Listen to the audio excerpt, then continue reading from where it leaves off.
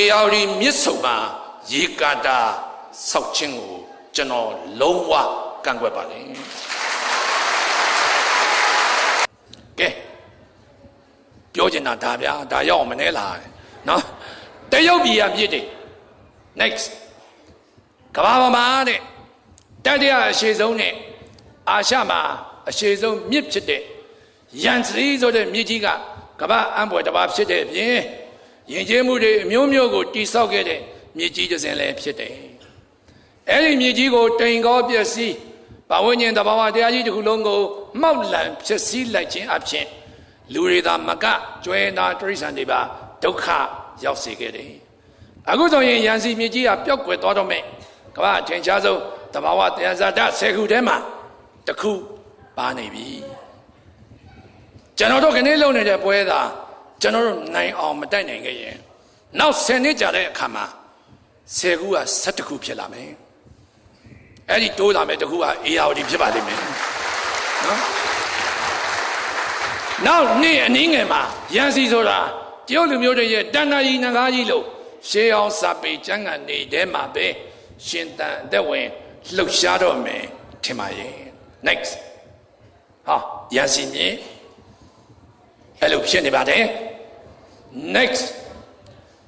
အဲ့ဒီမြေကြီးတင်လာဆိုတော့မဟုတ်သေးပါဘူးတဲ့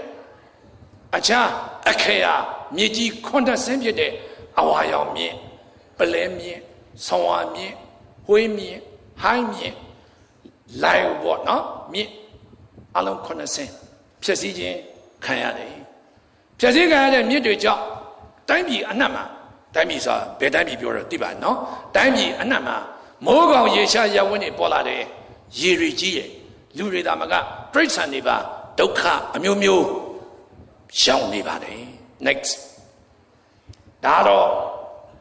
Three Gorges Dam ကိုကောင်းကင်ကရိုက်ထားတဲ့ပုံဖြစ်ပါတယ် next ဒါနိက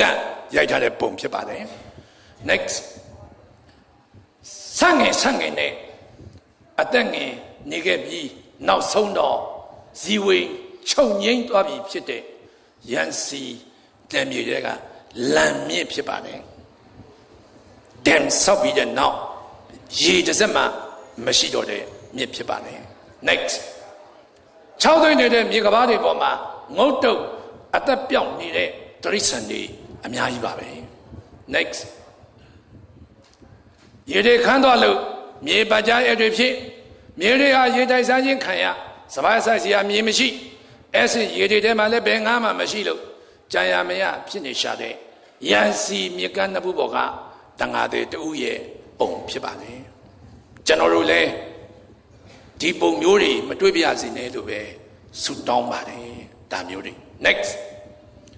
တရုတ်ပြည်ရန်စီပြည်နယ်ကစိတ်ဆူခဲ့တဲ့ပူရမ်းကြီးကနေကိုရေတွေမဝင်တော့လို့ပတ်ကြားအဲ့နေတဲ့မြေပြင်ပေါ်မှာငေးမောနေတဲ့လူတယောက်ရဲ့ပုံဖြစ်ပါတယ် next ငါးတွေအများကြီးအသက်ဆုံးရှုံးရတယ် biodiversity နော် next တရုတ်ပြည်အရှေ့ဘက်ပိုင်းနော်ဂျန်စီပြည်နယ်ကပူရမ်းကန်ဟာတရုတ်ပြည်ရဲ့အကြီးဆုံးရေဝင်ရေတွက်ကန်ကြီးပါအခုဆိုရင်ကန်ထဲမှာရေဟာ10ပုံတစ်ပုံပဲကျန်တော့တယ်မကြခင်မှာတရုတ်ပြည်ရဲ့အကြီးဆုံးဒီရေကန်ကြီးဟာတန်တာကြီးဆင်းထဲမှာဝင်มาတော့မယ် next ခန်းချောင်းနေတဲ့ Yellow River ကမြစ်ကမ်းဖြစ်ပါတယ် next ဟင်းကျန်ပြည်နယ်ကခန်းချောင်းနေတဲ့ Yellow River ရဲ့တနေရာဖြစ်ပါတယ် ARD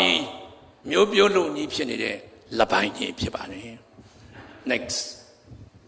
ရေမလွတ်တာကြတဲ့မြစ်တွေဟာဘာဖြစ်တတ်လဲရှေးကနေပြီးတော့ဒမ်ကြီးဆောက်မိုးကမကောင်းရာသီဥတုကမမှန်ကျွန်တော်တို့မိုးလေဝသဌာနကနောက်2050 2100ရာသီဥတုခန့်မှန်းတဲ့နေရာမှာမြန်မာပြည်မြောက်ပိုင်းဟာမိုးနှဲမယ်လို့ခန့်မှန်းထားပါတယ်မြန်မာပြည်မြောက်ပိုင်းကမိုးနှဲရင်မေခမေလိကရေအားမကောင်းဘူးဆိုပါတော့ရေအားမကောင်းလို့ရှိရင်ဒီဂျမ်ကြီးကသူတတ်မှတ်တဲ့ရေအားကိုမရရင်ရေတွေကိုသူဘာလုပ်တော့မလဲပိတ်တော့မှာပဲရေတွေပိတ်ရင်အဲ့ဒီဂျမ်ရဲ့အောက်လျှောက်ဘေးအော်ဒီမြစ်လျှောက်မှာရေစီးတွေနေသွားတော့မယ်ဒီလိုရေစီးတွေနေရင်ဘာတွေဖြစ်လာနိုင်လဲမြစ်တွေကျင်းသွားမယ်မြစ်တွေတိမ်သွားမယ်နေရောင်အောက်မှာ အရှင်လက်လက်အကြာကြီးနေဖို့ခံရတဲ့ကဘာတွေဟာကြာတော့မာခဲသွားတယ် soil degradation ဖြစ်တယ်လို့ခေါ်ပါတယ်အဲ့ဒီလိုမာခဲသွားတဲ့အတွက်ရေလွတ်တဲ့အခါမိုးရတဲ့အခါကဘာမြေဟာအရင်လိုရေကိုမစုပ်တော့ဘူးဒီလိုမစုပ်တော့ဘူးဆိုရင်မြစ်တွေကဘာဖြစ်မလဲရေရှမ်းမယ်လူတွေကိုဒုက္ခရောက်စေမယ်မြစ်ရေရှမ်းခြင်းမြစ်ရေခန်းချောက်ခြင်းစတဲ့ဘေးအတွက်ဆိုးကျိုးတွေခံစားရလို့သူတို့လူတွေဒုက္ခရောက်တဲ့အခါအနည်းငယ်အမြင်မှန်ရတဲ့အောင်တော့ဖြစ်လာတယ်ရန်စီမြစ်ကိုတက်ပြန်သွင်းဖို့ကြိုးစားကြပါတယ်ဒါပေမဲ့အချိန်မမီတော့ပါဘူးဒီမြစ်က Dying River ဖြစ်သွားပါပြီဒီမှာလေဒီမြစ်ပေါ်မှာလူတယောက်ထိုင်ပြီးတော့ငေးမောနေတဲ့ပုံဖြစ်ပါတယ် next ရန်စီဟာဒီပါတီရဲ့စီးပွားရေးမြင့်တင်လို့မှုလောက်ရဖြစ်တဲ့မီတာ2500ကျော်ရှိတဲ့ရေကာတာကြီးကြောင့်အရှင်လက်လက်သွေးကြောဖောက်သွေးဆုံးခံရတယ်လို့ဖြစ်ခဲ့တယ်ရန်စီရေကာတာကြောင့်ခဏတာအကျိုးမြတ်ရခဲ့ပေမဲ့နောက်ပိုင်းဒုက္ခလလတွေ့တဲ့အခါဘီလီယံပေါင်း 1.3 ဘီလီယံဆုံးရှုံးတယ်လူပေါင်း4 သန်းကျော်ကျွဲနွားကောင်ကြီး2 သန်းနီးပါးလယ်မြေဧက9 သန်းကျော်အကြီးကျယ်ဒုက္ခရောက်တယ်ရန်စီရေကာတာကြီးရဲ့တက်တန်းကအနှစ်100ကနေ300လို့ခန့်မှန်းထားတယ်ရန်စီရေကာတာတက်တန်းကုဆုံးသွားနေရမှာရန်စီမြစ်ကလည်းတပါးတဲ့အစကြီးခံရမှာဖြစ်ပါတယ်ရန်စီမြစ်တစ်လျှောက်က biodiversity တခုလုံးပျောက်ဆုံးသွားခဲ့ပါတယ် next ဒါတော့ New River ရိုက်ပြထားတဲ့ပုံဖြစ်ပါတယ် next ကမ္ဘာတော်မှာရှိတဲ့တိုင်းပြည်ထဲမှာရေကာတာအများဆုံးတိုင်းပြည်ဖြစ်လာလို့ပတ်ဝန်းကျင်ရေးရာပညာရှင်တွေကဝိုင်းတတိပေးတာကိုနားမထောင်ခဲ့ကြပါဘူးသူတို့တွေစောက်တဲ့ရေကာတာကြောင့်လူပေါင်း3000သေဆုံးခဲ့ပြီမိုးမျှော်တိုက်ကြီးတွေဘေးကခန်းချောက်တိမ်ကောင်းနေတဲ့မြစ်တွေရေချိုကန်တွေမြေတွေကျွံလို့နှိမ့်ဝင်သွားတဲ့မြို့ကြီးတွေအက်ဆစ်ရည်တွေပျောက်ဆုံးသွားတဲ့ရှားပါတိရစ္ဆာန်တွေဟာဒုတက်ချင်းရဲ့ပြရုပ်လို့ခေါ်နိုင်ပါသလား next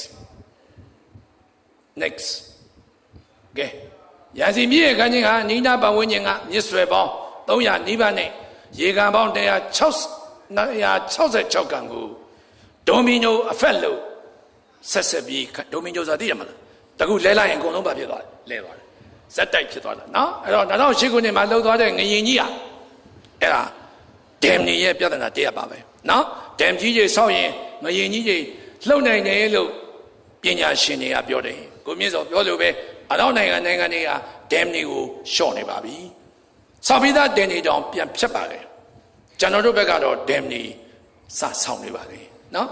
ပြောင်းပြန်ဖြစ်နေပါလေအဲ့ဒီလိုအဲ့ဒီမှာခင်မမီလို့ပဲလားပြောတာကိုနားမဝင်လို့ပဲလားဆိုတော့မပြောတတ်ဘူးပေါ့နော်လျှက်စစ်ပါဝါကြောင့်ဒမ်ဆောက်ရတဲ့ဆိုရင်အဲ့ဒီလိုဘေးထွက်ဆိုးကျိုးနဲ့ပတ်ဝန်းကျင်ရေးရပြဿနာမရှိဘဲနဲ့လျှက်စစ်ပါဝါမရနိုင်တော့ဘူးလားရနိုင်တဲ့နည်းတွေအများကြီးရှိပါတယ်အဲ့ဒီထဲမှာဒီ renewable energy ပေါ့လေနော်အဲ့ဒီ energy အနေနဲ့ဘာကိုသုံးနိုင်လဲရေလှိုင်းကိုသုံးနိုင်တယ်နောက်တစ်ခုအပေါ်များဆုံးမြန်မာပြည်မှာအရှံပဲသုံးနိုင်တာနေအောင်ကြီးဖြစ်ပါတယ်ဒါတွေနဲ့ကျွန်တော်တို့သုံးလို့ရပါတယ်အလွန်တိုးတက်ပါတယ်ဆိုတော့အမေရိကန်နိုင်ငံထုတ်တဲ့ electrical power 75 gigawatt 85 gigawatt ဖြစ်တဲ့ချိန်မှာကျွန်တော်တို့အင်ဂျင်ချင်းနိုင်ငံက140 gigawatt ထုတ်နေပါတယ် next ရန်စီဟာလောဘသမယများရဲ့ဝါမျိုးချင်းခံခဲ့ရပြီးပြီရန်စီတမကတိုင်းပြည်တွေကအခရာမြေကြီး6မြစ်ကလည်းရန်စီနဲ့ဘဝတူဖြစ်ခဲ့ရပြီပြည်တွေကရှိသမျှမြစ်တွေအသွေးသားဝါမျိုးပြီးတော့သူတို့စီးပွားရေးရန်နေရတွေဆက်လက်လက်ပတ်ဖို့ကွန်ကရစ်ဂျန်ကြီးတွေကိုလျှက်စစ်ပိုးဖို့မြင်းမကြီးတွေကိုတွေ့လို့တွေ့ကြပတ်ဝန်းကျင်ကိုလှည့်လည်ကြည့်လိုက်တယ်သူတို့စီမှာမရှိတော့ဘူးတဲ့လှုပ်ရှားနေရလူတွေလည်းကန့်ကွက်ပြီဒီတော့ပတ်ဝန်းကျင်လှည့်ကြည့်လိုက်တယ်တွေ့ရင်တာဂီတို့ကိုတွေ့သွားပါတယ်နော် next အဲ့တော့တိုင်းပြည်သေးသေးလေးတွေကမြေတစင်းဖြစ်တဲ့ ARD ကိုလောဘသမားတွေတွေ့သွားပါတယ်ဒီတိုင်းပြည်ဟာဟိုတုန်းကပေါ့ရှမ်းတောက်ဆိုင်ရေးစပါးတွေထွက်ခဲ့လို့ဘေးပတ်ဝန်းကျင်ကနိုင်ငံတွေကတော့အားကြမြုပ်ကုတ်ခဲ့ရတဲ့တိုင်းပြည်အဲ့ဒါလို့ဆိုင်ရေးစပါးတွေ ပြောင်းပဲသည်နဲ့